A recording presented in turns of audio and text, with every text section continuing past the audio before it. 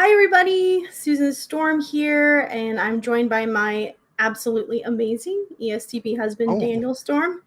And I'm really excited about today's stream because we're going to be talking about extroverted sensing types, ESPs, and we're going to be talking about introverted intuitive types, INJs, and how they can grow from their friendships and relationships with each other, and also some of the ways that they clash, some of the differences between the two types, or, well, four types. If you're watching this and you are, say, an ISP or an ENJ, this could also be helpful for you. Even if extroverted sensing isn't your dominant function or introverted intuition isn't your dominant function, it can be still be really helpful because a lot of these same dynamics you will experience in your friendships with people of these types. Now, if you're new to type and you're like, oh my gosh, I don't even know what an SE Dom is or an NI Dom, don't worry. You don't have to be an expert on that. Basically, SE DOMs, that's just a shorter way of saying ESTPs or ESFPs. These are types that use a cognitive function called extroverted sensing, which is all about being in the present moment, taking advantage of opportunities, and spotting sensory details in the world around you. That's a short definition of it. NIDOMs, that's just another term for INFJs and INTJs. These people are very abstract focused on concepts, ideas, and predicting how things are likely to go. So if you are an NJ or you are an SP, this can be really helpful. It's going to be a really helpful exercise. If you're here, be sure to drop a comment in the chat. The whole purpose of us doing these weekly live streams is so that we can connect with you, so we can build a stronger personality type community, a more connected and interactive space. I see Karen, thank you so much for being here. Our ESFP, I'm pretty sure ESFP was the right one. If you're watching, be sure to leave your personality preferences in the chat so that we can shout out to you and answer any questions you might have. So, Daniel, do you want to introduce yourself real quick? guess I have to unmute myself first. Yes, That helps. It does. It does. I mean, I don't think I can give myself a better introduction than you did. I wouldn't say I'm necessarily amazing, but I'm glad to be here. I call myself our resident ESTP. So I'm excited to once again show up with you guys, have these chats, talk about personality type and some preferences and some interactions. Yeah, just excited to dive in. Awesome. And we have an INTP here. Thank you, Kale, for showing up. I'm glad to have you here again. I'm so excited when I see the familiar names and faces. I'm like, oh, yes, they're here again. And I also especially appreciate your commitment because you are not an NI Dom or an SE Dom. And so I'm actually really excited to hear your thoughts and input as we go through. And I'm so excited that Kate is here too, INFP married to an INFJ. So I think this is going to be a lot of fun. I'm excited to have the many different types here. Absolutely. And in the future, now we're taking a break next week because it's Thanksgiving week here in the US, but after that, we're going to be getting into NE and SI dynamics. So that could be exciting for the NPs who are part of today's stream. So glad you're all here. If you are watching and you have any questions at all or any thoughts, don't be shy. Be sure to leave those in the chat. The more interactive we can get this, the better. We are excited to connect with all of you. So what do you think, Daniel? Should we just go ahead and get started? I mean, as an ESTP, I'm saying yes. Like let's do this. All right. So we're going to start with SE dominant types, ESTPs and ESFPs. However, if you are an ISTP or an ISFP and you're watching, you may also find yourself relating to these things because these all have to do with that cognitive function of extroverted sensing. So extroverted sensing is a perceiving function. It's all about gathering information from the world around you. So here I've got some bullet points of signs that you are using extroverted sensing or what extroverted sensing does. But because I have an ESTP here, I thought, Daniel, you could maybe go through some of these and maybe give some examples from your own life of how you have experienced these signs in your own life. Yeah, absolutely. I just realized, like, I looked over these earlier when you'd made them and we were talking about it. And it wasn't a big deal then, but now that I'm like talking to other people about it, it kind of feels like bragging a little bit. So I'm going to try to ignore that. Just brag, because that's kind of, you're just playing up the ESTP stereotype. That's true. You're So supposed to brag. on behalf of all extroverted sensing users, I'm going to try to be accurate with the experience. So I mean, I know a lot of people probably would say that everybody gets all their information via the five senses, but for ESTPs, it's like on almost like hyper sensing. Not in the sense that it's over sensing, but just that you really do look to use those as much as possible to bring everything in. And that's your primary focus, as opposed to an intuitive who might try to, post process, or we can get into that later. But yeah, so it is like a particular focus for extroverted sensors to use all five senses to grab as much data from the world around them. It is what it is, kind of in the real time context. um, and quickly notices objective facts and all the details. It's, again, like I just said, it is what it is. Very true statement for extroverted sensors, that they pull it in, they see it for what it is, accept it for what it is, and very easily assimilate that data to themselves and can react to it quickly as well.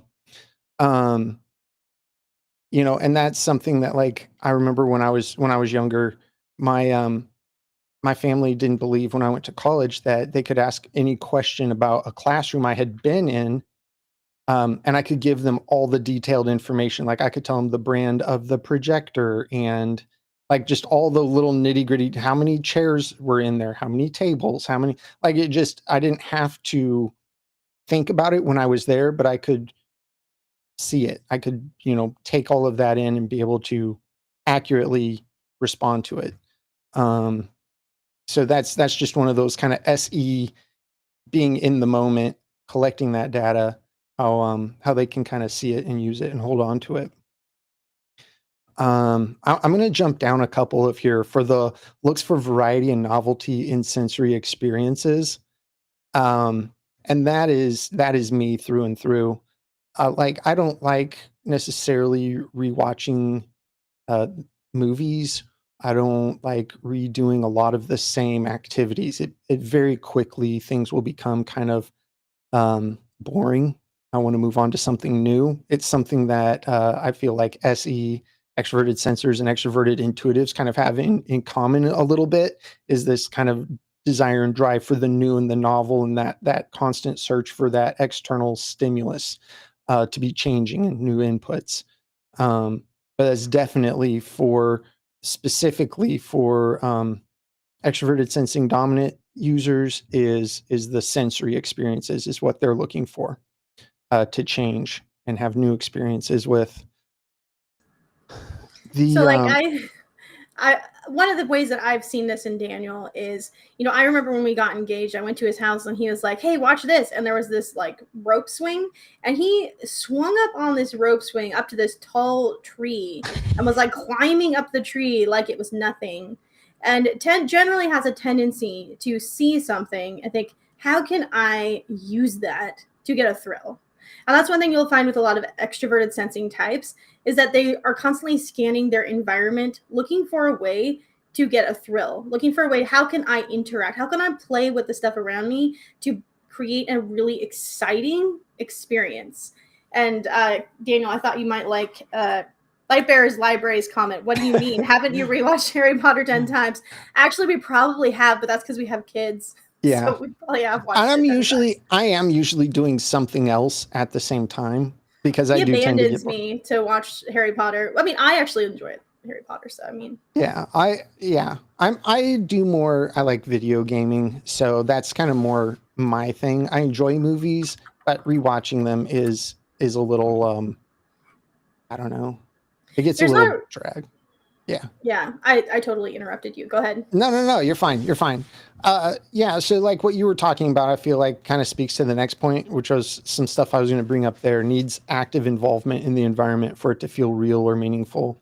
And that is like, I don't know how many times like we go for a walk in the like on some trails in the woods or something, which I absolutely love because I'm getting to interact in the environment. But there's so many times that even when we're just doing that, I'm like, oh, I would really love to like build an improvised shelter here, or see how long I could like survive here. Like I want to, inject myself fully immersed into the experience and challenge myself physically. And that's really what excites extroverted sensing, is to just be completely immersed in the experience to the as nth degree. And that's the kind of thing that like constantly in my mind, I'm always being like, I wonder if I could do this with that thing over here, like I said, in the woods or whatever. um I see a lot of possibilities of things I want to do. Another thing you mentioned earlier was you like to play sports more so than watch Yes. sports. Yeah, like I enjoy watching sports, but if I had the choice between watching it and playing it, I'd rather go play the sport 100%. Yeah, for sure. I think one thing that Daniel's talked a lot about with me is frustration being, in his 40s now. Not to call you out your age. It's His okay. 40s now, and like most of the people in their 40s are like settling down. They want to get home and relax on the couch and things like that. And he's like, where are my people who want to get out and do something adventurous, whether that's kayaking or basketball or going on a long adventure, things that are really active. Extroverted sensing is constantly looking for action. How can I get things in motion? How can I apply pressure to the world around me to interact with it and make it as immersive as possible? And so many types who, when they get to many extroverted sensing dominant types, when they get to midlife and everyone's kind of winding down, they get really frustrated. Like, oh my gosh, why is everyone so stagnant? Why is everyone so sedentary? One thing that Daniel says a lot is he feels like people are walking or moving in slow motion. Yeah. And yeah, you can expect. So Absolutely. I think Yeah, well, and that's just the speed that SE, or extroverted sensing, processes the real world information around them is very rapid, and so they do tend to react to it very quickly compared to other types that aren't extroverted sensing dominant. And so it does make it seem like the people around you are moving slow, and um, it can get frustrating because you're like, look, you're doing all this other stuff that doesn't need to be done for us to achieve our main direction and goal. Like, let's just do the thing. Um, so that's definitely an extroverted sensing frustration for sure. So yeah, I mean, I used switch slides here, which is great, and definitely struggling with fear of missing out. Like when you see as an extroverted sensor, it's like you want to take advantage of every opportunity you see right in front of yourself and max that out. Which tends to leave me in the middle of lots and lots and lots of house projects that are like halfway completed because I'm like, oh, this is a good time to start this one and start working on that. And then something else comes up. Oh, this is the ideal time to start this one. So you just kind of like keep moving from thing to thing to thing because you don't want to miss the opportunity that's right in front of you. You want to take advantage of it. yeah.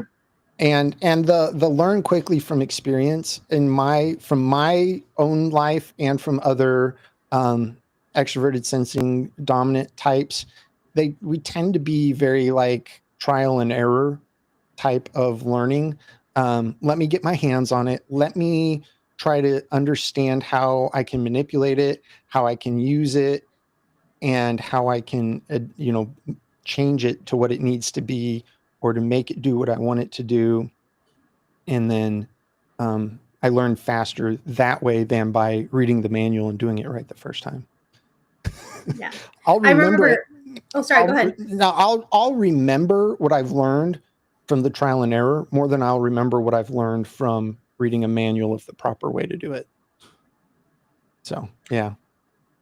Yeah, one thing I've mentioned this before, but I know someone named Jane Kise who did a TED talk on type and how it shows up in schools and things like that. I know some of the people here today probably heard me ramble about this before, but she was talking about how extroverted sensing types, they're often, I've heard this from many people, but that they're often underserved in traditional education because they need to be they're so action oriented that the sitting still and listening to lectures is really the worst way you could possibly try to get them to retain information. Instead, they need to mess with things. They need to be physical.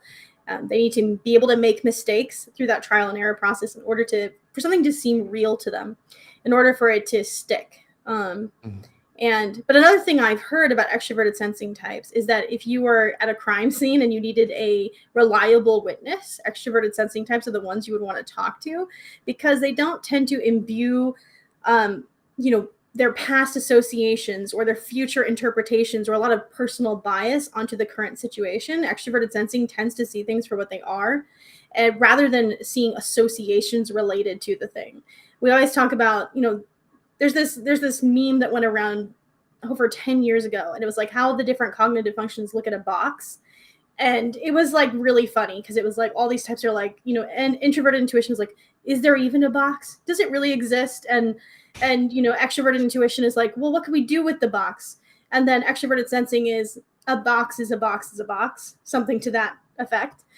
And so an ESTP or an ESFP, they're both going to be really good at just spotting the details and facts and objective reality for what it is, rather than, oh, that reminded me of this, or oh, that could lead to this because I have a clue about this, or an insight or a hunch or whatever. Like, they're not doing that so much. They're seeing things for what they are and able to report and relay that information very accurately many times.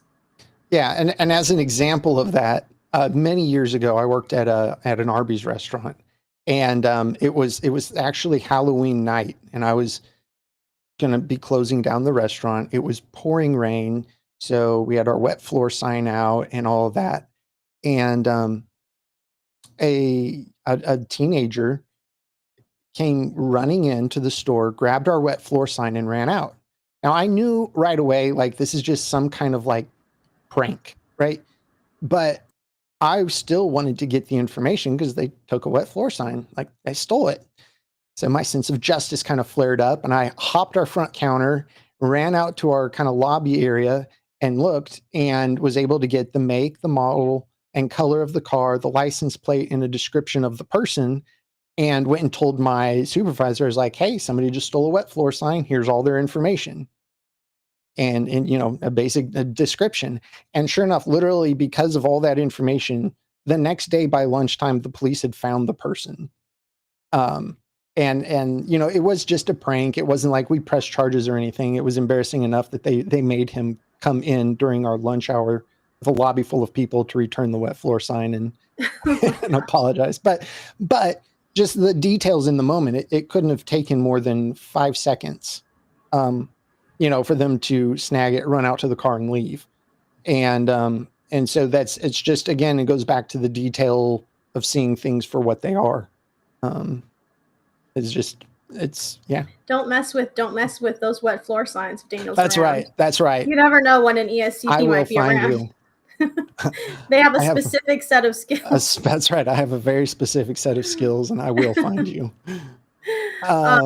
Yeah. So no, go ahead. I was just going to say the whole playing the Good Samaritan and hero, that has actually been a thing for you. I don't know if you wanted me to bring that up in the middle of the live stream, but many ESPs really enjoy being able to be there in a crisis situation and be like the one who saves the day. There's a reason a lot of Marvel heroes are extroverted sensing types. I think, now all of a sudden I can't think of any Marvel heroes who are extroverted sensing types. I know there's a ton of them, and they just like all went out of my brain because I'm live and the pressure got to me. I'll tell you later what they are. I've written a whole article about this, and now I can't remember. But they do often enjoy having an opportunity where they can rush in, think on their feet in a make or break situation, and solve a problem for people. I've seen this with with ESFPs. I've seen this with ESTPs a lot, and it just like gets them really excited. And I've seen you do this too, Daniel. And I know you've even said you've had, like, growing up, you had kind of these hero fantasies. Oh yeah, absolutely. And, we all probably have fantasies of certain things like that, but I find that ESPs just get a real high off of showing up in the nick of time in a make or break situation. Can you talk a little bit about that? I mean, sure. I No, really put so you on the spot there. I mean a little bit, but it's okay. I mean, you're right. When I was younger, I always wanted something crazy to happen, right? Like I always wanted, I don't know, like a natural disaster or something that I would get to actually do something that wasn't just the ordinary day to day things that needed to be done. Um, we were when we actually recently just moved to Georgia, and in that process, my 17-year-old son and I were moving some stuff into storage. And on the way back from one of those trips, right in front of us, we saw a car get hit and careen off the road and into a drainage ditch.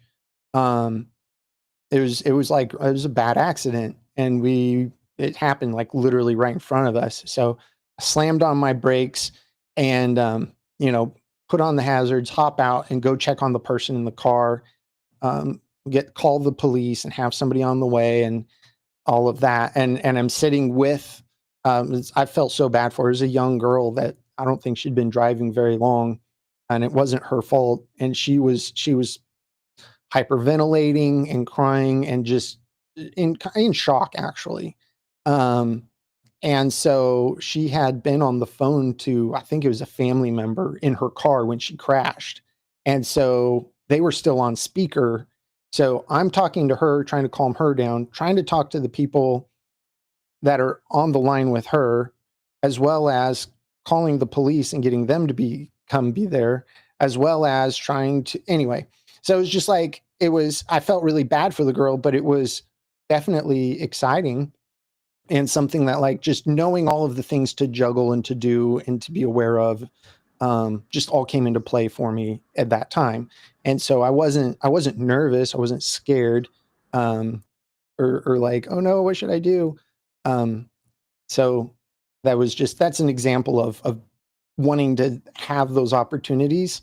But not just wanting to or fantasizing about, oh, I'd love to be the hero, because I think everybody wants to be the hero, right, in their own story. Um, In but different actually being ways. able to, yeah, but actually being able to make good on those situations and try to help out. I do So, think you're right in that most decent people have like a desire to save the day or be a hero. But I would say that my fantasy of being a hero is not showing up when there's a terrible car accident and jumping in to save the day, because honestly I'd be freaking out too. I'd be like, oh hey, what can I do? But I would probably be panicking inside and not I'd probably be like, I need time to plan for that. And that's right. one of those differences between introverted intuition and extroverted sensing. I'm good in a crisis where I have time to plan and strategize. And that brings us to our last point here on this Hmm. slide, is that extroverted sensing strengths lie in tactics. Tactics is coming up with solutions in a make or break situation. It's high pressure, it's really good at what needs to be done right now. And that's where extroverted sensing really shines. That is not being in a situation where I would have to think super tactically in the moment would be much more stressful for me, because the strength of introvert intuition is more related to strategy, not tactics. Introvert intuition needs time to like formulate the vision and then backtrack how we're going to get to that vision, whereas extroverted sensing is good. I'm here in the moment. Here's what's happening around me. Where do I need to apply leverage, force, or, in order to solve this right now? And that's something that I've seen Daniel be really good at time and time again. And even be kind of get a rush from those situations, whereas I'm just like, oh no, I need time to think about how I'm going to process the situation. And I noticed a comment here from Gregory. He's an has ENTJ preferences, and he's saying he's relating to a lot of this. And you might find that if you are an ENJ and you're especially ENTJ, and you're watching this, you might be relating to some of this, because ENJs, ENFJs, and ENTJs have tertiary extroverted sensing. So it's out of the 8 functions in their stack, it's the third function. So it's still really accessible for them. And on top of that, they're extroverted thinking dominant types. So both extroverted thinking and extroverted sensing are very action oriented. Hmm. They're very in charge, get things done, make things happen. So if you're watching this and you're an ENTJ, you might find yourself relating to some of this as well. So you might actually see yourself relating to some of this and some of the introverted intuitive stuff. However, maybe not as much, because kind of in the middle, because we're talking about what it's like in a dominant position here. Yeah, sitting still is exhausting is one of the things I wrote on here. And that's very much true. Again, why many times extroverted sensing types struggle in school when they're young, because there's so much sitting still. They would retain a lot of information much more easily if they could get up and move around, if they could get their hands on things, if they could be active while they're learning, then they'll ascertain that knowledge better.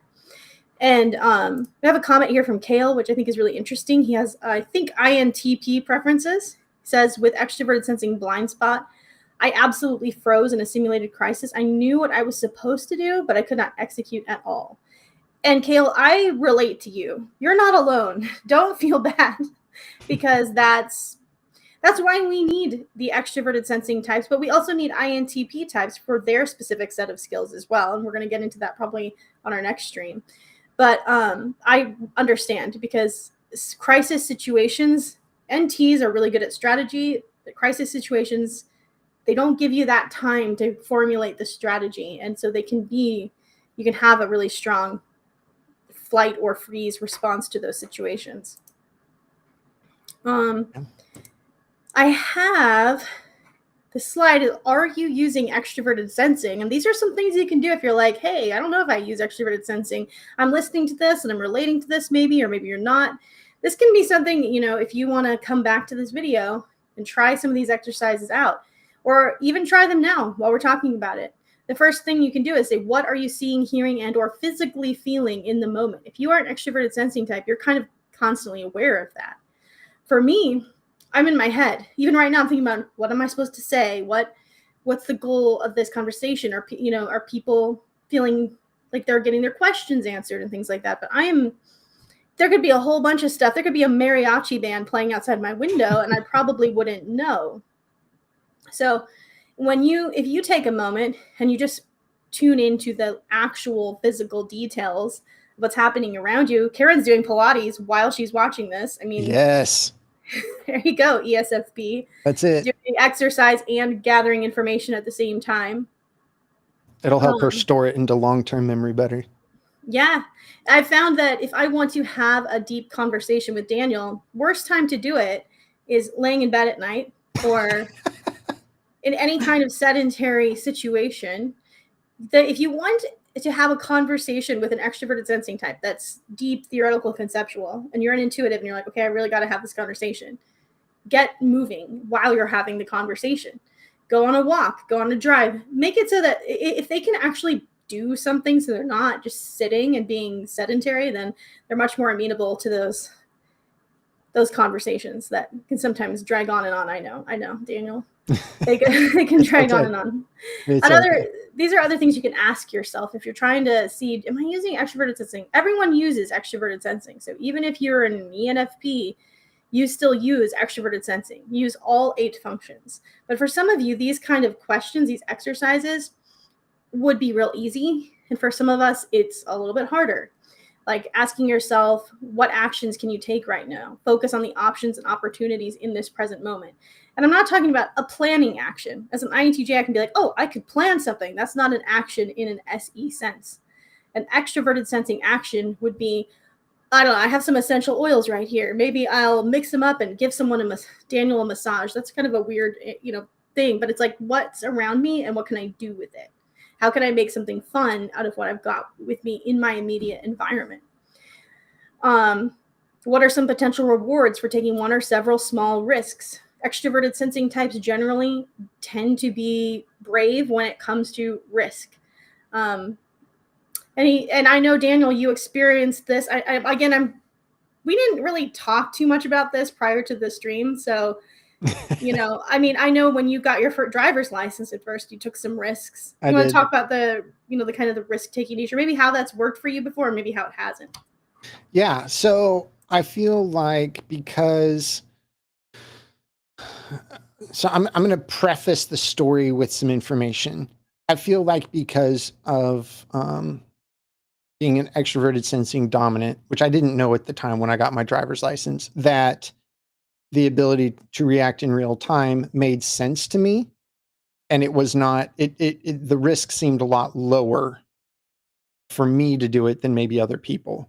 But anyway, I was not, I mean, I was probably your typical like 16-year-old boy with his own car driving around the city. I drove very fast.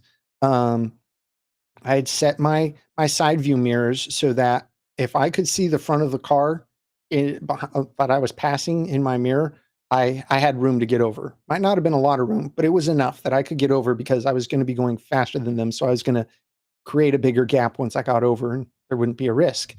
Um, I know I talked last time, I think it was last time, about like I worked out a theory that if I'm the first person to an always stop sign, then there was really no reason for me to stop at all. Like I could just keep going because if I'm the first one there, I'd be technically the first one supposed to go. So why stop at all? Um, and I had a friend that actually described my driving. He's like, he was on the phone with one of our other friends and he was like, yeah, we're about 25 minutes away. Daniel's driving. So we'll be there in about 15 minutes. It was just taking shortcuts, knowing the routes, knowing, if this light's red, I would maybe take a right-hand turn and go a back route that would allow me to keep moving towards my goal without stopping, and making those decisions at the very second based on the flow of traffic and all of that stuff. So, yeah, that was my experience. And I agree, Karen. I look back at my theories and they are absolutely hysterical. However, none of them ever got me into a car accident. So Wait, there's but that. didn't you wait?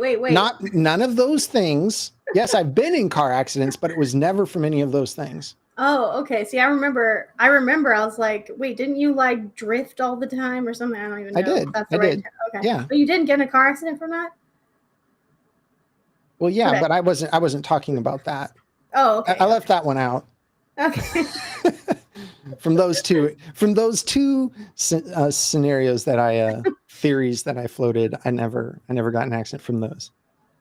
Okay. I like Kale's comment. He said, slow is smooth and smooth is fast, but smooth and fast is faster. I don't even know what that means. My brain can't keep up with that. So that was I know I saw it on a movie, but when in the military they tell you this all the time. Like slow is smooth. So if things go smoothly, then you'll get done quicker than if you're rushing and make a mistake, basically is the idea. But yeah, Okay. so he's saying slow is smooth, smooth is fast, but smooth and fast is faster. Okay, yeah. Anyway, No, that's great. I we'll get into like introverted intuition, why it's kind of slow on the uptake sometimes when in real time. This is something extroverted sensing is a little bit better at, or a lot better at. So yeah, if you're ever wondering, what is it like to use extroverted sensing, you can come back to this slide here, or you can email me and be like, hey, can I get that? And I'll email it to you, and try some of these things out. But generally, if you want to try out extroverted sensing, just look around you. What can you do? What are the details around you? How can you make the moment more fun? How can you tune out of daydreaming, planning, contemplating the past? How can you get more in the now? And how can you use your physical world, your body and your surroundings to just amp up the experience? That's just one of the ways. So here's a quote from Carl Jung. He says, no other type can equal the extroverted sensation type in realism. His sense for objective facts is extraordinarily developed. His life is an accumulation of actual experiences of concrete objects, and the more pronounced his type, the less use does he make of his experience. So I always think it sounds funny. It's an accumulation of actual experiences of concrete objects. And please comment in the chat if you are like me and when you hear that, you just imagine a person with like concrete blocks all in their room. Like, anyway, that's just what I picture in my head. But that realist, I often call extroverted sensing types the ultimate realists. They're in the moment. They're seeing what's happening because they're so conscious of what's happening now, and they're not putting as many associations onto it or projecting so many things into the future. They're often able to see what things are for what they are and have a strong sense of the objective facts of the situation. It's another quote from Carl Jung, which is kind of blending into the background. On the lower levels, this type is the lover of tangible reality, with little inclination for reflection and no desire to dominate. To feel the object, to have sensations, and if possible, to enjoy them, that is his constant aim. He is by no means unlovable. On the contrary, his lively capacity for enjoyment makes him very good company. He is usually a jolly fellow, and sometimes a refined aesthete. I don't know how you pronounce that. Hopefully I pronounced that correct. So jolly fellows, so basically Santa Claus. Yes, that's me. Ho, ho, ho. No, I think Santa Claus is probably in ESFJ or something. But yeah, when you listen to these quotes, Daniel, as an ESTP, or anyone who's here who is an extroverted sensing type, Karen, what do you feel like you're relating to this? Just let me know. What do you think, Daniel? Would you relate to these Jungian quotes on what extroverted sensing is? Yeah, I do.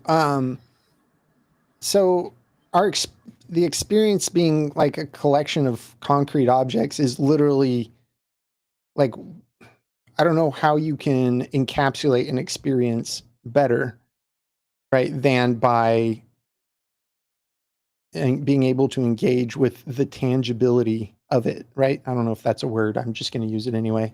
But yeah, so the more real it is, the more you're immersed in the experience, the more you can smell it and hear it and feel it and see the vibrancy of what's going on around you, the more the experience is going to be impactful and stick with you and make an impression.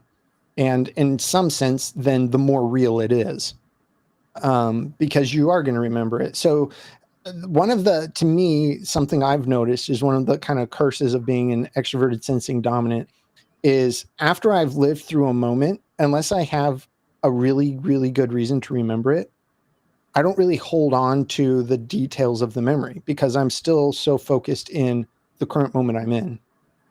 Obviously, I have a memory. I can remember lots and lots of things, but a lot of the experiences that were just kind of normal day-to-day things, nothing sticks out from that. Nothing, like I don't hold on to it because it was just kind of blended to everything else. And so it makes it harder to, hold on to that kind of a memory because again, I'm so focused in the current moment of what's happening here and maximizing it and fully immersing myself in the current experience that then the past experiences kind of tend to fade. And of course, I don't tend to look too far into the future either because there's so much to just deal with and make decisions on right now. So yeah.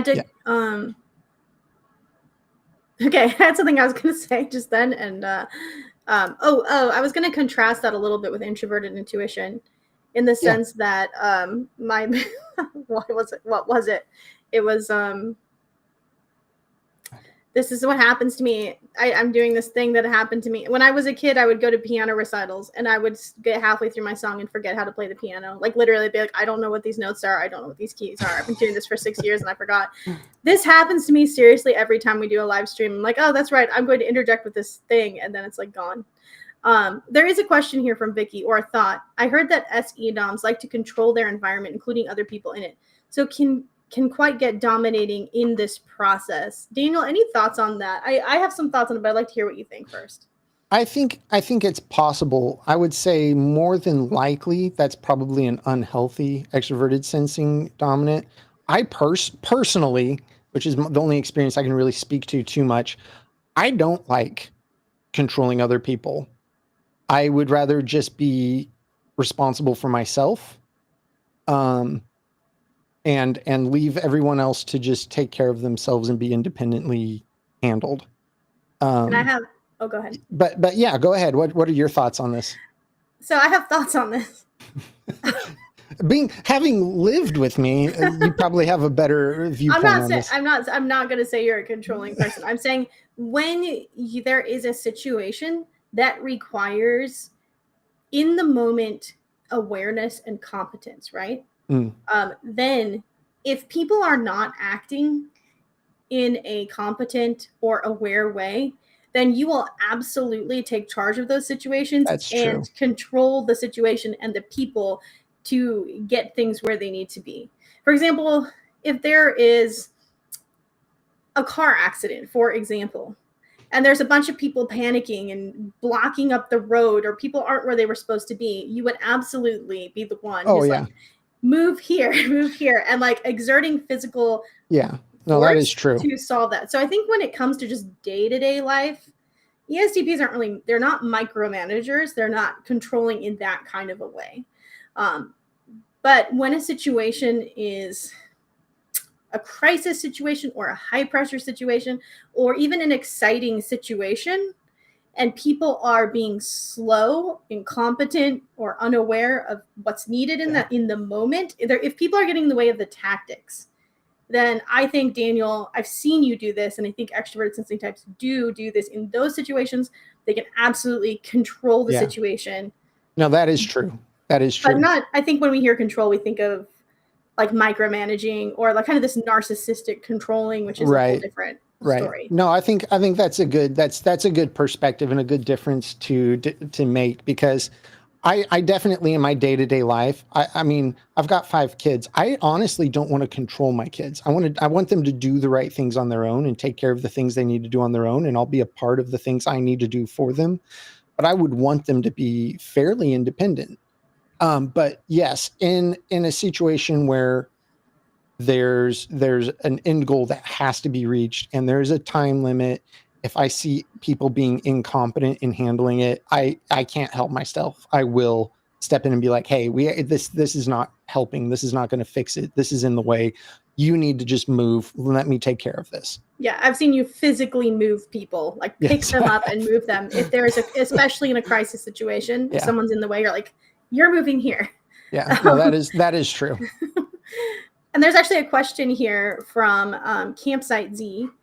You know, I really wonder if an INTJ would actually know how to, quote, devalue people to control them better than an ESTP would. What's your answer? And I would say that if they're, so INTJs, they're always going to keep the big picture and the end goal in mind. And then anything that gets in the way of that is, they're generally going to know how to maneuver that to get out of the way. So if, for example, if they see, say they have a business goal that's going to improve the lives of their family, for example, and but there's all these things that are getting in the way. People who are like, oh, this, you know, what about, I don't know, like people saying, no, that's a bad decision, you know, because of feelings or something, or someone else being like, oh, we have to, all these little details are going to get in the way or whatever. INTJs are very good at being like, but point Z is going to be the best big picture goal for us. So I can move past all the discomfort and frustration of everyone else, because I know at point Z, ultimately, people are getting what they need. And sometimes that can look like devaluing people, because you're like, I don't care about your feelings right now, because ultimately you're going to get what you want. And so, or what you need, maybe not even what you want necessarily, but what someone needs. Now, I'm not saying I do this necessarily. No. I'm not saying devaluing people to manipulate them as a business goal. I'm saying, like, say, this is bad for me. Thinking of an example on the spot is not easy for an INTJ, but going to the business goal idea. Say it's like, we're gonna start this new business, and it's going to give us the financial stability and the opportunities we need. Say, like, me and Daniel wanted to start a business, we'd both be able to work from home, and it would provide for our income. And say we had special needs kids, so it's like, okay, this is going to check off all these boxes. As an INTJ, I would be like, okay, that's the end goal, that's where I need to get. Meanwhile, if other things got in the way, like say friends are like, oh no, but what about me? You're gonna move away to start this business or something like that. Or there were other things, an INTJ could be like, okay, on the scale of importance from 1 to 10, this is lower on the scale. So part of this is getting into TE as well. Then you could overlook some of the personal qualms of other people to get to your end goal. if that makes sense. Like, you're going to be moving towards that big picture and the ultimate goal that you think is going to be best for everyone. And along the way, you may find, especially if you're an unhealthy INTJ, that you devalue people's feelings, or you might devalue people's needs, short-term needs, to give them what you think is their long-term need. Hopefully that makes some sense. I know it's coming up with on-the-spot examples is not really my forte. I usually try to think of examples ahead of time. And then some Campsite says, your answer is no by default. If you had a valid answer that affirmed or denied my assertion, the answer is no. So I'm not 100% sure what, maybe I'm not explaining myself very well on that. So my apologies if that was a bad explanation. But point being, introverted intuition is good at seeing, here's where I want things to be in the future. And especially with INTJs, there can be a sense of like, I will overlook short-term pains to get to a long-term beneficial best result. So if that's helpful. So now let's look at introverted intuition. So introverted intuitive types are the INTJs, the INFJs. These are the types that have introverted intuition in the dominant position. And I am going to quickly take a sip of water, because otherwise it's not going to sound good if I keep trying to talk. So introverted intuition is in many ways the antithesis to extroverted sensation. It's much more interested in the abstract or intangible than the real things. In fact, for introverted intuition, the more tangible something becomes, the more real day-to-day it becomes, the more uninteresting it tends to be. They're ultimately interested in cosmic significance. Questions like, why are we here? What's the purpose of life? What's going to happen after we die? How did the universe get here? These really big questions. And so the more day-to-day something is, the more in the moment it is, the more tangible it is, the more they can find themselves tuning out. A lot of day-to-day stuff can seem kind of insignificant to them. They don't really care if there was construction on the interstate, or if, I don't know, someone got a new haircut. Like, talking about those kinds of things for an introverted intuitive type can be really overwhelming. Not overwhelming. It can feel really mundane. Like, it can be really hard for them to pay attention. And sometimes it can mean they even struggle to be good listeners in situations where there's a lot of just chit chat about the day-to-day stuff. A lot of INJs tell me that, small talk can be a challenge, because they're like, where is this going? This has no cosmic significance. There's no real deep meaning to any of this.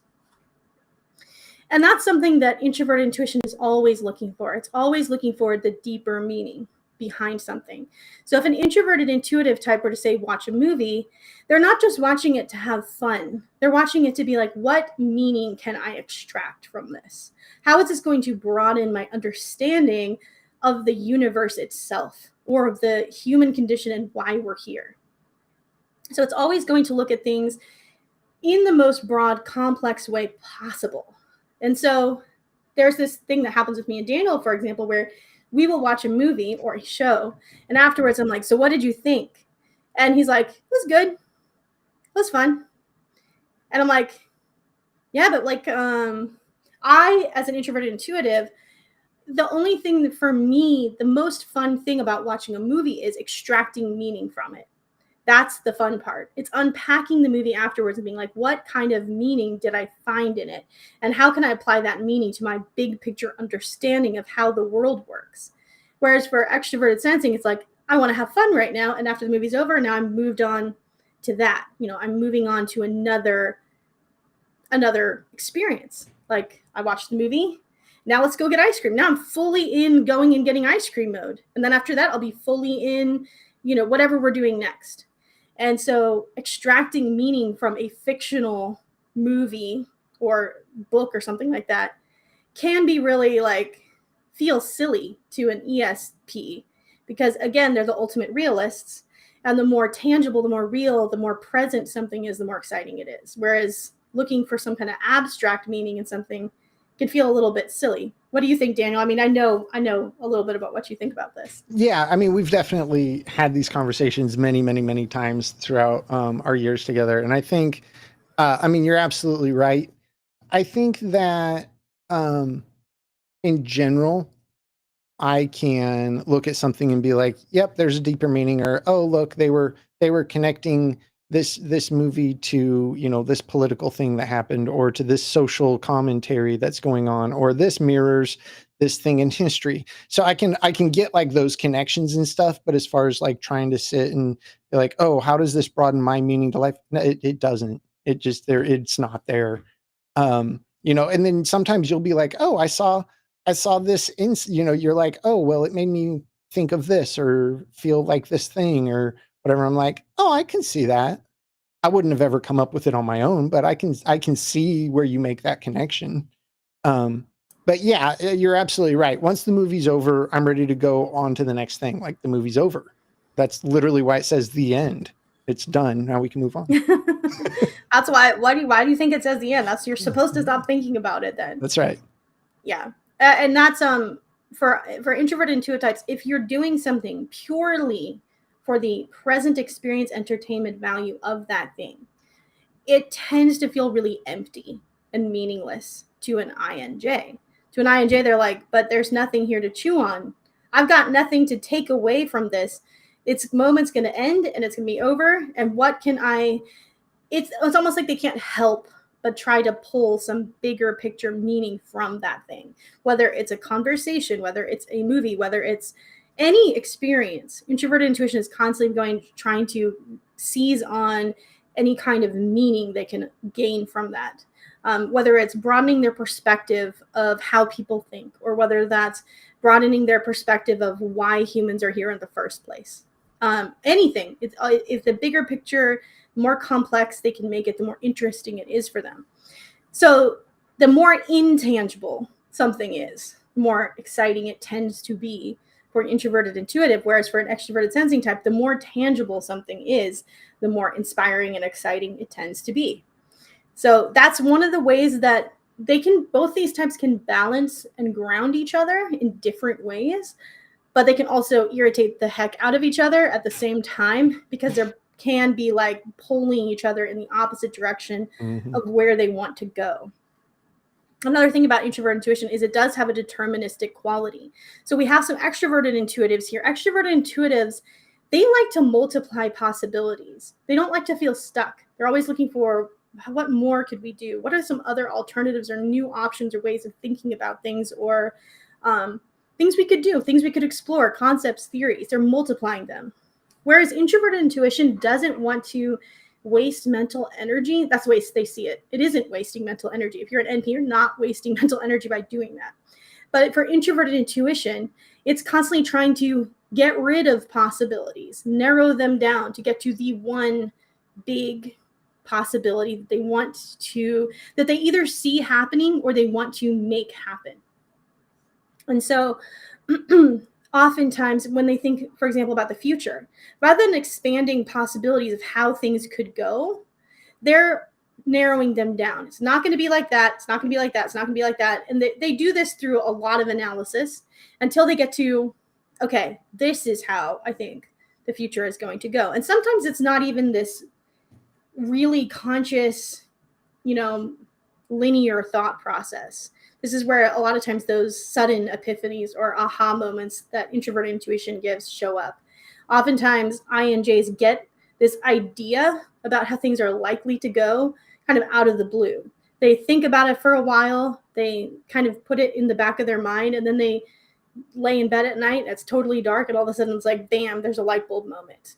And that kind of thing happens often with INJs. And whereas sensing perceivers, their strengths lie in tactics, in those make or break situations where you have to come up with a fast solution, introverted intuitive types, their strengths lie in strategy, in thinking forward. This is where I want to be at point, like I said, at point Z. Now backtrack. What do I need to do to get to point Z? What do I need to move around? How do I need to get there? So that's that strategic edge is often where introverted intuition shows up.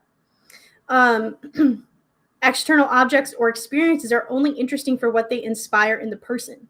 So this is why if you go watch a movie with an introverted intuitive type, be prepared to unpack the movie afterwards. If they're not getting anything inspiring from it, if they're not gleaning any meaning from it, they're going to hate the movie. They're going to be like, that was such a waste of time, especially if they're an INJ. And so, often this shows up if you are an INJ married to an ESP, you might have a really hard time finding something to watch because the ESP, like, for example, Daniel really loves like action, adventure, and comedy. Stuff that's entertaining, that gets you on the edge of your seat. But for me, I tend to like these slower. He says my movie taste is bleak. That's the word he used. We were trying to watch something and he's like, you have such bleak movie taste, because I'm wanting to watch Dark on Netflix, which is like this really eerie, time looping dystopian kind of thing. It's dismal from a filmmaking perspective. I went to school for filmmaking, and from a filmmaking perspective, everything is very drab and dreary and gray and dark, and the whole thing is like a slow burn, like let's explore these people's experiences and lives and things. So it's very interesting from that perspective, but I can't get invested. Yeah. A lot of times the shows I tend to be drawn to, and I've talked to other INJs, I've done lots of surveys on like what kind of movies they like. And a lot of times they enjoy movies that have this kind of more slow burn type movies, but deeper, conceptually driven movies that have like where you're piecing together the clues and it's confusing. It's hard to get a movie that really throws an NI dominant type for a loop where like, I don't know what's going to happen. Usually we can kind of guess how things are going to go pretty quickly. So if we can get a show or movie where like, ooh, I'm actually confused about the pieces of the puzzle and how this is going to play out, well, that's super exciting, because then as you're watching the movie or the show, it's like your introvert intuition can go into hyperdrive. Hyperdrive, that's probably, I don't even know what that is, but it can go into its zone and be like, I need to try to anticipate what's going to happen and figure this out. And so they're often movie taste tends to be very different for these two types. I know we're talking a lot about movies, but it's just something that comes up a lot. Really hates interruptions. Introverted intuitive types, if they're in the zone, if they're focused on something, the worst thing you can do is interrupt, especially with like sensory input, because they're so mental, they're so in their head, and the more they can be in their head, the more they can like strategize, the more they can conceptualize how they want things to go, the more they can perfect their strategy. But the minute if you notice an INJ is focused and you go in and you're like, hey, so let me tell you about my day and this thing that happened, they might try to be nice, especially if they're an INFJ. They're probably going to be really nice about it, but it's going to be like, this is what it's the equivalent of. Imagine someone putting together a 1,000 piece puzzle, all right? They're about to put that last piece in, and then someone comes along and they just knock the puzzle over and all the pieces go flying.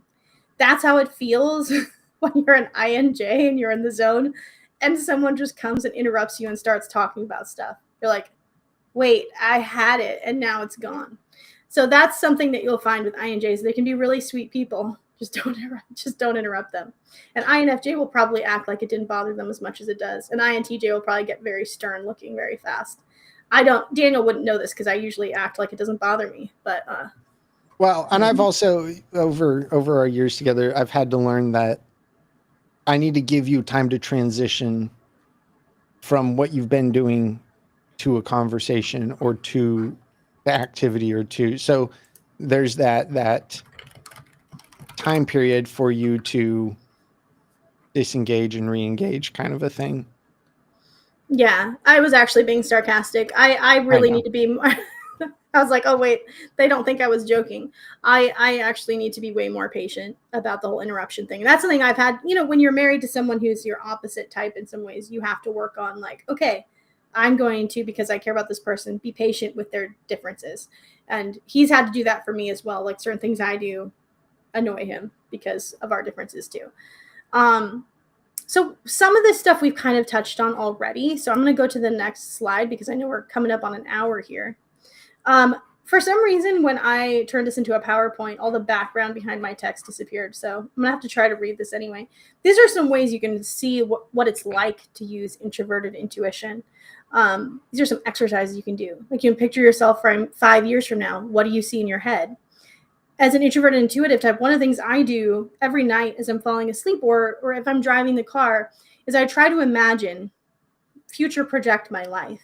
And I imagine it in really great detail, every detail of how I want it to be. And then I'm like, okay, let me work on that picture in my head for as long as I can. And then I'm like, okay, cool. Now let's go back to now. How am I going to get to that picture?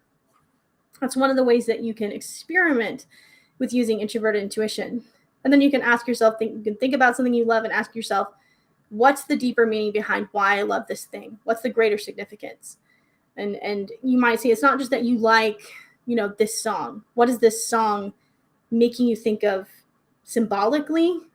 What meaning are you gleaning from that song? How is this song adding to your big picture understanding of life? A lot of INJs I know write down their dreams. They look for symbols in their dreams. They look for patterns that emerge, and they look for meaning and direction that they can find in their dreams. And this is something that I've talked to literally dozens of INJs who do this and get so much direction and satisfaction from doing this. And then again, filtering down possibilities for your life to find the one most meaningful possibility. Now, if you are not a type that has introverted intuition in your stack, I know we have some INPs here, this kind of process, some of these processes can be kind of exhausting. Because if you are, say, an INP, then you have what's called critical parent introverted intuition. So you might find if you're doing these things, you might start getting into more of a negative headspace. And if that's happening, go easy on yourself. Don't try and do this at a time when you're stressed, when you're overwhelmed, when you're tired, and don't feel like you have to do this for a really long time. You do not have to be an expert at introverted intuition. I'm definitely not an expert at extroverted intuition. I mean, I have it in my stack and I find it exhausting. And I wanted to just check. I did see some comments that were pretty funny up here about the whole movie thing. Karen said, when Netflix says slow burn, I know it's not going to be something I will enjoy. That is so funny. And I see that and I'm like, oh, I like that. What's that about? Slow burn is my avoid list. Yeah. That's so funny. All right, so then here's some quotes about introverted intuition from Carl Jung. He says, introverted intuition perceives all the background processes of consciousness with almost the same distinctness as extroverted sensation registers external objects. For intuition, therefore, unconscious images acquire the dignity of things. Now, I'm not going to lie, the way Jung describes introverted intuition, it is hard to turn it into something concrete for people to understand. It seems mystical. Yeah, and that's the whole point of introverted intuition, is that it's, he literally says they're the mystical, I think he says the mystical dreamers on one hand or the cranks on the other or something like that. That's not the correct use of it. Mm-hmm. But he calls an introverted intuition sort of a mystical process. But the idea is what's not being said and what's not on the surface, that has the most priority for an introverted intuitive type. That to them is as interesting and real as a real thing, a tangible thing would be for an extroverted sensing type. For Daniel, if he walks into a room, what's real is the people, the objects, the lighting, the music, all the sensory stuff. If an introverted intuitive type walks into a room, they're going to be thinking, what else is going on here? What's not on the surface? That person doesn't seem happy. What's going on there? Especially if they're an INFJ, any emotional context and stuff is going to be very conscious of that. But all the things that are not as obvious, not as evident, not as tangible, that's the stuff that's going to have the biggest priority for an introverted intuitive type. And then I think there's another quote. Carl Jung says, what does this mean for me or the world? What emerges from this vision in the way of a duty or a task for me or the world? So introverted intuition, at its best, has the support of extroverted thinking or extroverted feeling. And so at its best, you are not just staying in the world of abstract conceptualization. You're thinking, okay, now that I've got the vision, what's the task? How can I use this for myself or for the world to gain something for myself or gain something for the world? So that's where you have to have those extroverted functions to make that introverted intuition actually make something real happen. And so now we get into some of the clashes. Before we do that, I just want to see real quick if there's any comments from anyone here that I want to make sure I'm not like overlooking anyone. Kale says Yeah, I can do the media analysis symbolism, but trying to do the future pacing burns me out if I do it for too long. And that makes sense. As an INTP with critical parent introverted intuition, you want to extrapolate more possibilities. So doing the opposite of that, it feels like an offense to your extroverted intuition in some ways. And so future pacing, where like I'm going to picture one future and in detail, can feel like no, I want to multiply that. I don't want to get stuck on one thing. I want to create many alternatives. And then Karen says, as a kid, I thought that they invented color film halfway through making of The Wizard of Oz and they didn't have enough money to pay actors. So people did double roles. Symbolism is mostly lost on me. And I'm wondering, did you think that, Daniel, when you watched it as a kid?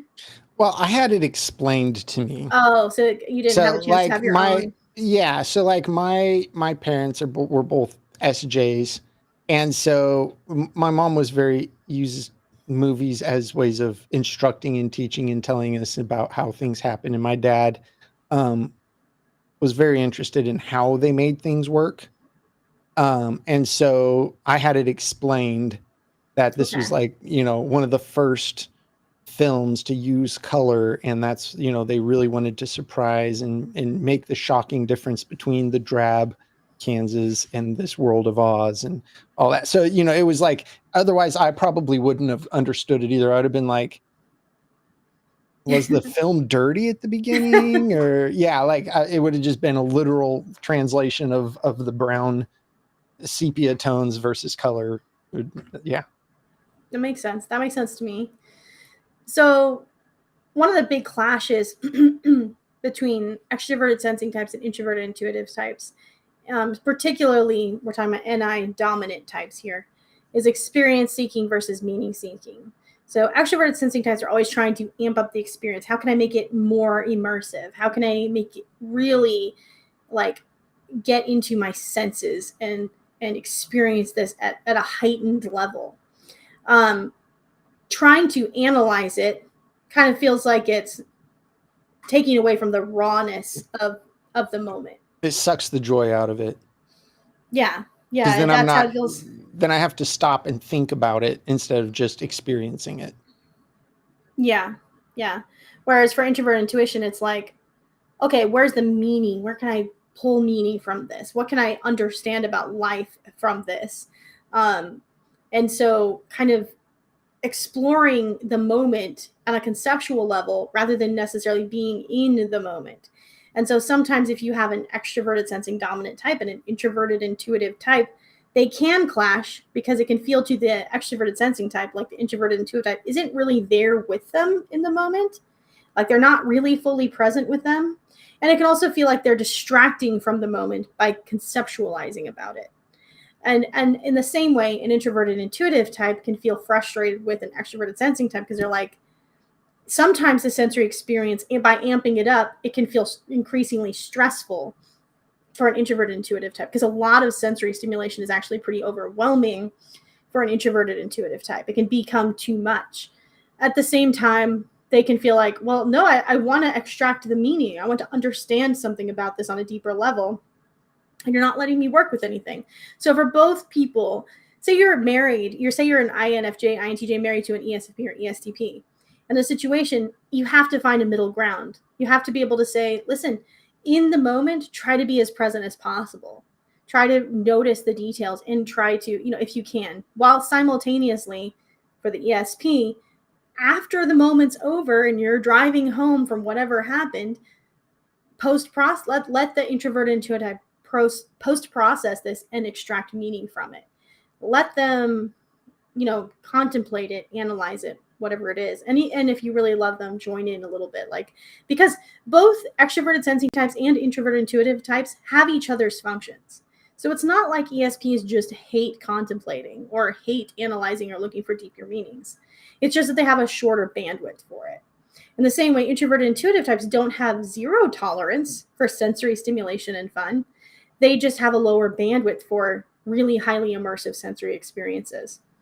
And then Karen says, it's so important that both perspectives are used in making decisions, such as at work, etc. I would rather eat nails than do planning, but I definitely respect the value of a plan. And I 100% agree with you, Karen. You the best ESPs and the best INJs, that sounds weird, like me ranking them, but the healthiest ones, let me say that, are ones that have a respect for both sides of their both of their perceiving functions. If you want to be a healthy INJ, you have to develop a relationship with extroverted sensing. And if you want to be a healthy extroverted sensing type, you have to develop a relationship with introverted intuition as well. And I like Gregory's comment, yummy, delicious nails. Another clash. Extroverted sensing types learn by doing, and they need contact with reality to grasp something. If something is very abstract or conceptual, they tend to distrust it. It's like, oh, well, how do you know that that's real? You know, for example, an introverted intuitive type might say, well, this is how things are going to go in the future. You know, say they make a projection about artificial intelligence or the political landscape or the environment or whatever it is. And they're like, this is how things are going to go. And they tend to say things pretty definitively about how things are going to go. Extroverted sensing can be like, okay, that's not real right now. This is just in your head. So I don't trust that. I don't know why you trust that.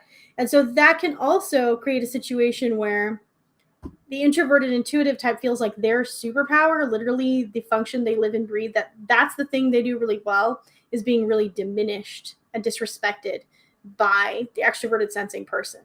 They feel like they're just being blown off. And that can feel super devastating. Like, man, I really know that this is true, or I really spent a lot of time formulating this vision, and now it's been just completely, being treated like some childish fairy tale.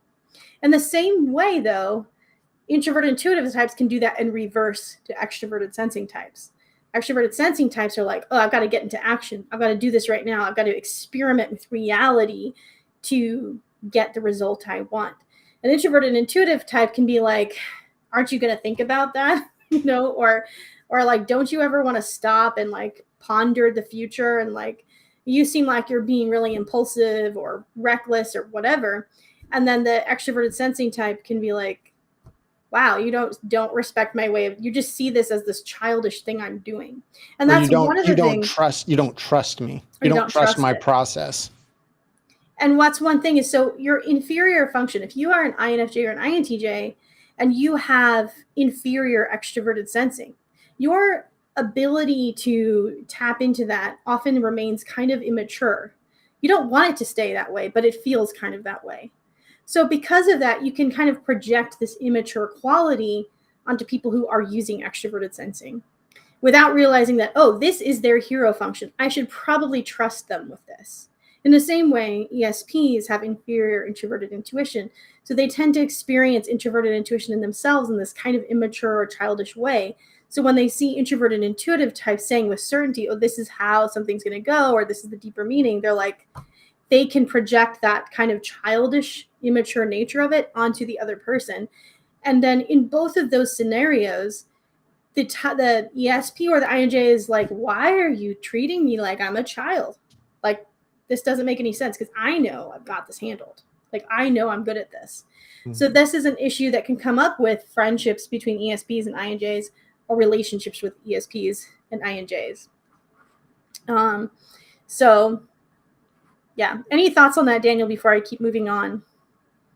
No, I mean, I think you did a good job covering both sides of it. But I think, like, conversely, trusting each other in your respective areas and being able to combine your strengths overcomes this. If the ESP can trust the INJ with kind of their future forecasting and be like, okay, if that is the view that we're going to say is probably what's going to happen, then what should we do today that I can handle in our next steps?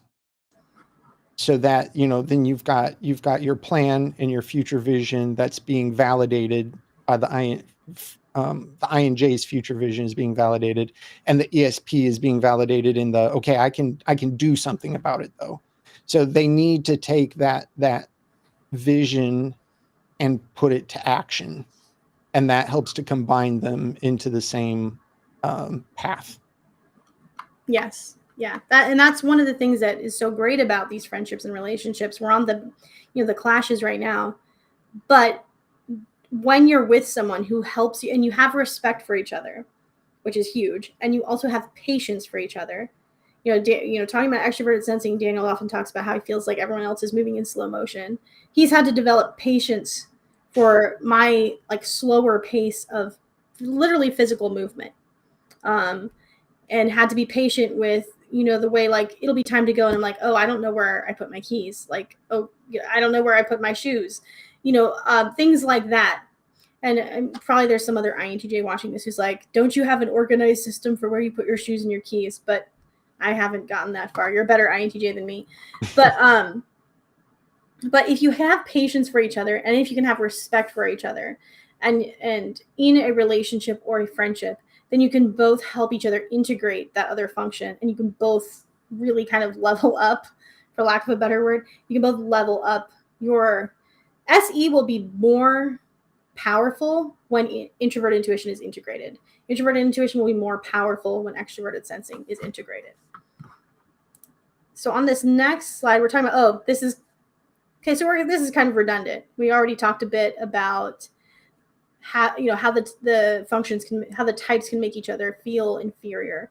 So in this situation that I wrote here, I'm talking about extroverted sensing is really fast. It's really quick in the external world, moves quickly, takes action quickly. Being present is very natural.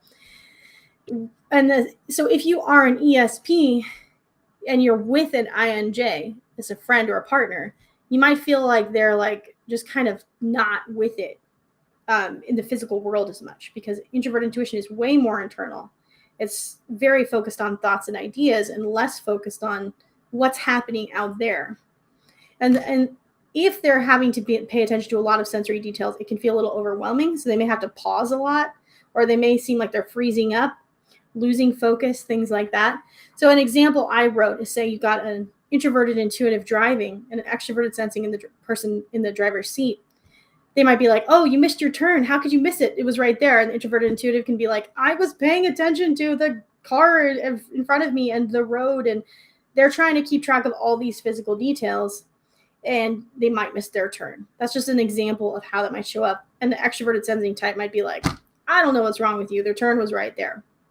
It's just an example of how this kind of inferiority feeling can show up when you are with someone who has opposite type preferences. Because the inferior function, it's literally the source of most people's inferiority. Mm-hmm. So if you are an ESP and you are in the presence of an INJ and you start picking on their lack of SE, their lack of extroverted sensing, then they're going to start feeling inferior. They're going to start feeling vulnerable, and they might start feeling a little bit defensive.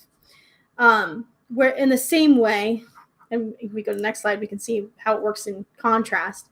An introverted intuitive dominant type may make an ESP type feel inferior in the way that they approach conceptual things or future planning.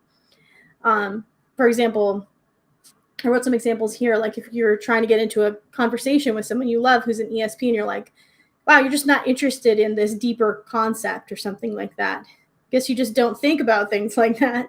Then an ESP might be like, oh my gosh, do they think I'm just stupid or something? Like, am I not good enough in this relationship because I'm not interested in these like really abstract theories?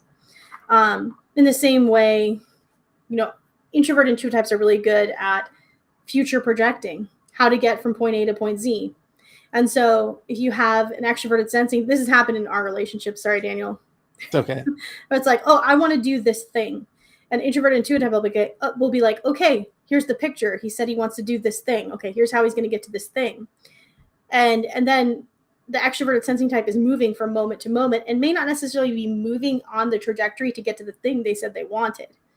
And so the introverted intuitive type might be like, wait, you said you wanted this, but you're going this way. How are you going to get to this if you're going the opposite way? And that's another way that kind of arrogance or that inferiority complex can show up. The extroverted sensing type can be like, I don't know, I'm just living my life in the moment. Why are you like trying to think through how I need to live my life? And that can create a lot of clashes. Actually, both the examples that I used in these things have happened in our marriage. Like literally, Yeah. I think probably last week I was driving at one point and missed a turn. And you were like, got this look on your face. But we've learned, we've learned to be patient and to not be like, what's wrong with you? We're generally not really, we're pretty conflict chill. avoidant. We're not Yeah. super like, but that it's something that does take work, especially on a bad day. On a bad day, you're less likely to be as patient as you want to be. And then I see some comments. I just want to make sure. I know I see something here from Vicky. I love your podcast because your understanding of MBTI is so validating of differences which are otherwise pathologized, even though I'm none of the types you discussed today. Wow, I really appreciate that. It actually means so much to me that there's people here who are INPs. I'm like, wow, that's like awesome that you are so interested in understanding how other people work. And that's one thing about what I do. My ethos around personality type is that there are no good or bad types. There's no better or worse types. There's no nice and mean types. I've seen different companies come up with things that are like, these are the nicest to meanest types, or these are the, most narcissistic to least narcissistic types. And I have such a problem with that because I feel like it's not about there's no better or worse. We're all trying to do the same things. If we're good people, we're just going to do it a different way. The best types are healthy types, and the worst types are the unhealthy types. Yeah. And then Gregory said, whoa, who are you calling arrogant?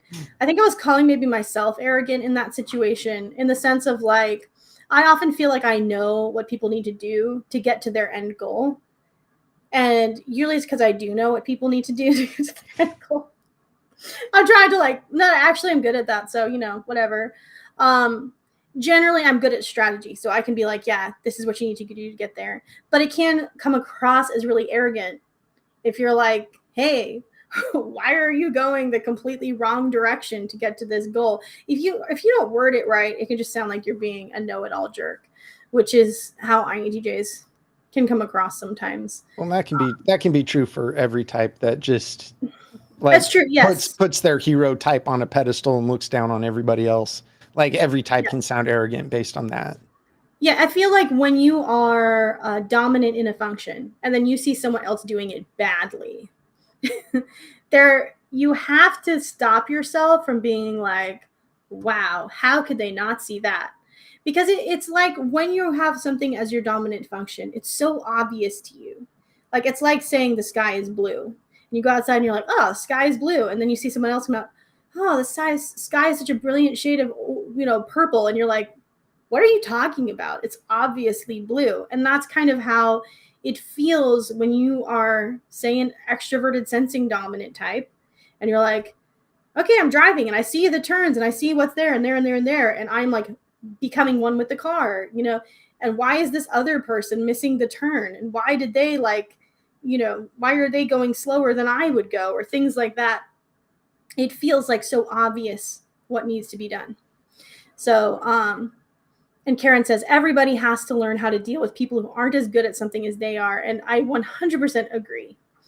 And so that's why we need friendships and relationships with people who are different from us, because it'll help us to see that not only can we help other people with the strengths that we're bringing to the table, but it will help us to see the beauty of other people's strengths. Because when you don't spend much time, say you don't spend much time with someone who uses introverted sensing, and you just hear about it maybe in the type community, and you're like, oh, this is what introverted sensing is. I don't respect that, right?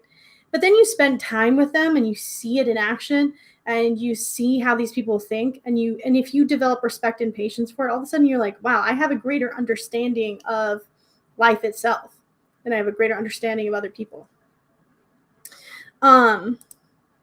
So here's how these two functions can help each other. So left to their own devices, introverted intuitive types can get kind of lost in their heads.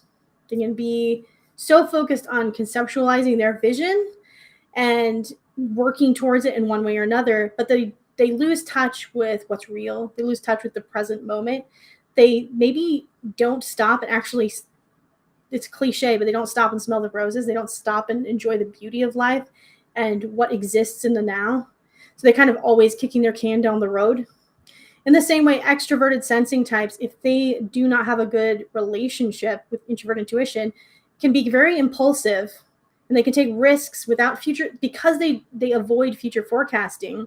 They can take risks that might backfire, or maybe they don't achieve the long-term goals they really want to have, or maybe they move from experience to experience, but they're not really deriving a lot of sense of meaning from it. So there's a real, each type, either an INJ or ESP, is at a real risk for losing meaning in some sense. For the INJ, they might be contemplating meaning, but then never feel like they're actually in the moment experiencing the meaning in real time. Like they might plan this beautiful, I don't know, vacation or something like that. And they're like, this is going to be so meaningful. It's going to be the culmination of all this, I don't know, feeling and their relationship priorities or whatever it is. And then when they're there, they're like, I don't want to touch sand. This is too much. I need to like go read Carl Jung right now. I mean, so there's a sense where introvert intuitive types can just become really disconnected from the moment they're in and fail to find joy in the present moment. And extroverted sensing types can lose touch with the deeper meaning of things and fail to, they're having fun in the moment to moment, but they're not, it feels a little shallow. And so both types need each other so that they can extract more meaning from life, so that they can have balance. When introverted intuitive types become more present in the moment and they make time for that, they do feel more grounded, and they actually feel being connected to the real world and the real experience and what's happening right now can actually provide a huge amount of joy for INJs. And ESPs, as much as, don't like the slow burn movies and stuff, they do want to feel like from experience to experience, there is a sense that meaning is growing with that. Wouldn't you say? I mean, I don't know. What do you think, Daniel? No, I think it definitely does. And I mean, it helps if you have an introverted intuitive dominant like in your life that you're doing this stuff with, that kind of can help project that, kind of leave you the breadcrumbs for your inferior introverted intuition to follow along with and be like, oh, I get it. That makes sense. I can follow that.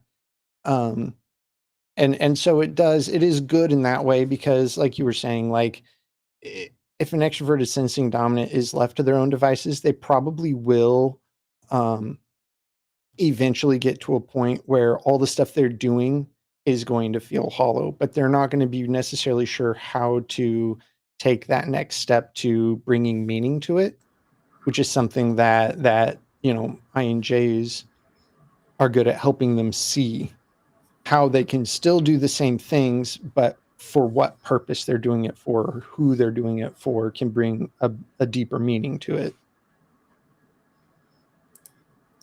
Yep, I I agree with you. It's like, I know that I find. Sorry, what was that? I was going to say, you're responding to comments, so you can't actually do Yeah, that. every once in a while, if you like, I'm like trying to interact with people in the comments. I'm like, yep, that's right. I'll take your word for it. I find life more meaningful when I have extroverted sensing types in my life. Not even just Daniel, who I'm married to. I tend to really enjoy ESFPs. I have a couple ESFP friends who, it's really good to have that sense of, okay, I can put my analysis to the side for a little bit and just engage with what's exciting right now, or see someone else be excited about what's happening right now and be like, I never thought about it that way. I never thought about how this sunset is like really beautiful. I wouldn't have thought about that. I would have been off in my head somewhere. But now that you were bringing my attention to it, I see that it is. And this is helping me feel like a sense of groundedness, but also a sense of deeper meaning in life. I think, and so that's kind of. Oh yeah, go ahead. I want to pull up this comment that Philip just shared, because I think this is so true in both ways for both people. It says, tapping into my SE as an INFJ helps me out of my NITI, introverted intuition and introverted thinking loop, which is absolutely true. And the inverse for ESPs tapping into their TI or their NI helps them out of their extroverted sensing, extroverted feeling loops that they can get into. And For so ESTPs, just to or clarify. ESTPs, yes, you're right. But it's very true that tapping into those kind of off functions, the opposite of your dominant directive functions, can be very, very helpful in nudging you out of those loops. Which is why it's nice for me to be married to somebody who has introverted intuition as their dominant function. Because if I get into for me, an SEFE, extroverted sensing, extroverted feeling loop, you tend to notice it and be like, yeah, but what about this? And helps drag me into the back to reality. Oh, that's really good. The way you said that, I'm like, you actually like that? I don't necessarily like it, but it's good for me. Yeah, I think so when you're in a loop, that's kind of when your dominant and tertiary functions are looping around together. So if you're an introvert, like you're an INFJ or an INTJ, the introverted world is going to be your comfort zone. But at the same time, you need the balance of those extroverted functions so that you're actually doing something with the ideas that you have. So yeah, if you're an INFJ, it's an NITI loop. And being able to balance, if you're like, wow, I am really stuck in my head, I feel ungrounded, I feel like I'm not getting anywhere. If you are an INJ and you feel that way, there's a good chance that you're probably in some kind of a loop. And so finding ways to connect with extroverted sensing or your auxiliary function. If you're an INFJ, that would be extroverted feeling. If you're an INTJ, it would be extroverted thinking. That's going to be really important to get you back into a grounded place. So, go outside, actually touch grass if you need to, breathe in the air, start noticing the physical sensations that you have when you drink your coffee. Don't just like chug it down as you frantically work or think, but like really think about savoring the sip and like, how does that taste? Like take steps to get grounded in your body. And that's a great way to get out of a loop. Mm-hmm. And we often think of groundedness as that kind of down to earth, connected with nature, connected with the body. And that probably is the more literal interpretation of groundedness. But introverted intuitive types can often also ground extroverted sensing types in a different way. Extroverted sensing is very action oriented, and it's very, it's constantly looking for those new novel experiences. And so sometimes extroverted sensing types can feel ungrounded too, not necessarily in their physical bodies, but in that they're kind of jumping from experience to experience, and there's not really a thread of meaning connecting it all. And they're not necessarily always sure what trajectory they're on as they're doing that. And so introverted intuitive types can also ground them in a sense of like intention. Like this is the direction we're going. We're not just going from experience to experience. We actually have a roadmap. And that can provide a sense of stability for an ESTP or an ESFP. It can give them a sense, an anchor in meaning, an anchor in like a focus for all those experiences rather than just kind of haphazardly going from one to another. I'm not saying that ESPs always go haphazardly either from experience to experience. But in general, if they have a connection with their introverted intuition, it's going to help give that experience a focus, a sense of meaning, a sense of direction, a sense that it's connected to something bigger. Extroverted sensing types who are unhealthy, who don't have that connection with introverted intuition, are going to pretty much jump from experience to experience and just not really be extracting much meaning or direction in that along the way. And then Kale says, yeah, I find that the auxiliary is the best way to get into the energy of the inferior function. Otherwise, plunging myself into FE would feel like treading water. And that is a really good point.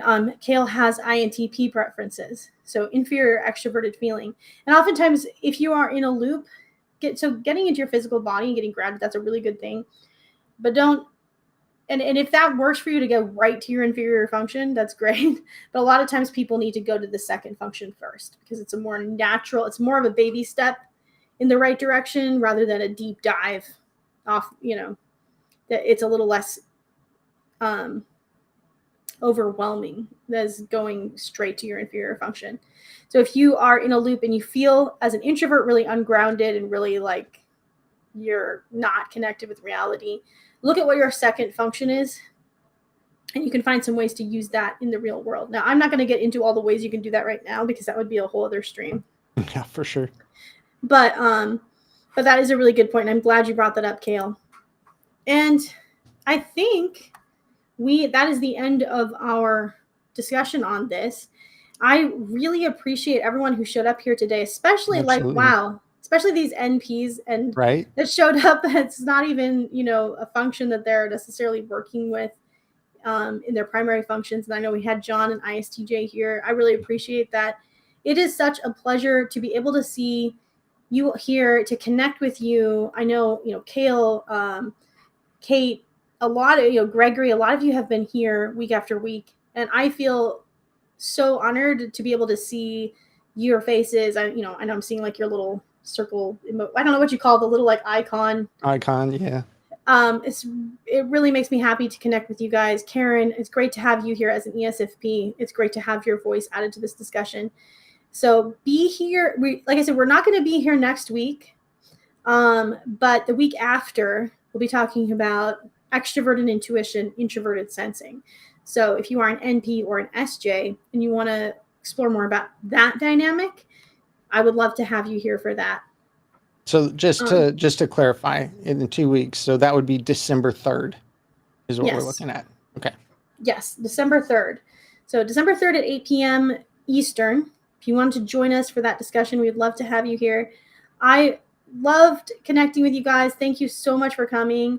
And if any of you are having any questions about any of this, you can also email me. And if you wanted some more information on those cognitive functions. If you are not sure about your personality type, or you would like me to walk through your personality type with you one-on-one in a Zoom session, I am totally up for that. I love doing that.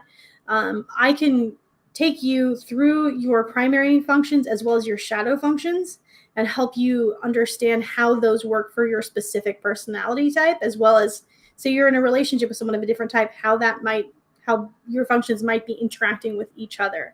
So I do have sessions available. I will leave a link in the description probably later tonight or tomorrow.